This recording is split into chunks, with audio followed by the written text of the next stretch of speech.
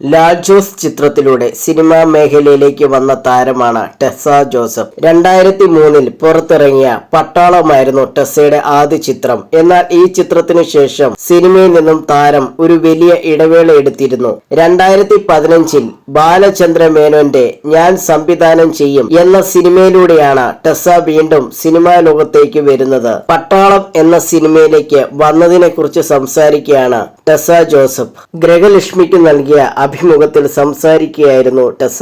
കൈരളി ചാനലിലെ hello good evening എന്ന തത്സമയ പരിപാടി അവതരിപ്പിക്കുമ്പോഴാണ് ലാലേട്ടനും, അതായത് സംവിധായകൻ ലാൽ ജോസ്, തിരക്കഥാകൃത്ത് റജി നായരും പട്ടാളത്തിലേക്ക് വിളിക്കുന്നത്. കാഴ്ചയിൽ എനിക്ക് പ്രായത്തേക്കാൾ പക്വത തോന്നിയേക്കും, അതുകൊണ്ടാണ് വിമലയായി തെരഞ്ഞെടുത്തത്. ആരൊരാൾ പുലർമഴയിൽ എന്ന പാട്ടായിരുന്നു ആദ്യം ഷൂട്ട് ചെയ്തത്. പിന്നീടാണ് ഡയലോഗുകൾ അഭിനയിക്കുന്നത്.